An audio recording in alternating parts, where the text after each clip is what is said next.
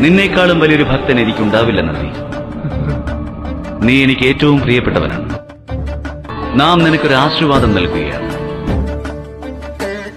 നിന്റെ കാതുകളിൽ ഭക്തർ വന്ന് പറയുന്ന പരാതികളെല്ലാം തന്നെ നിശ്ചയമായും അവ എന്നിലേക്ക് തീരും. എപ്പോഴെല്ലാം ഭക്തൻ ഭഗവാനെ ധ്യാനിക്കുന്നുവോ അപ്പോഴെല്ലാം സാക്ഷാൽ ഭഗവാനും ഭക്തന്റെ കാര്യങ്ങൾ ശ്രദ്ധിക്കുന്നുണ്ടാവും.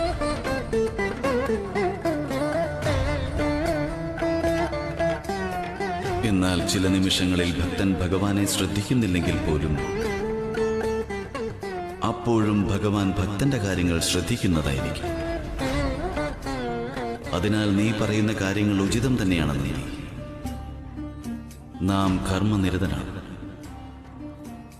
അതിനാൽ നാം ആദികാലം മുതൽ ചിരകാലങ്ങളോളം കർമ്മനിരതനായി തന്നെ വസിക്കുന്നതാണ്. ഓരോരോ നിമിഷവും എല്ലാ ഭക്തരുടെയും കാര്യങ്ങൾ ശ്രദ്ധിക്കുന്നതായിരിക്കും.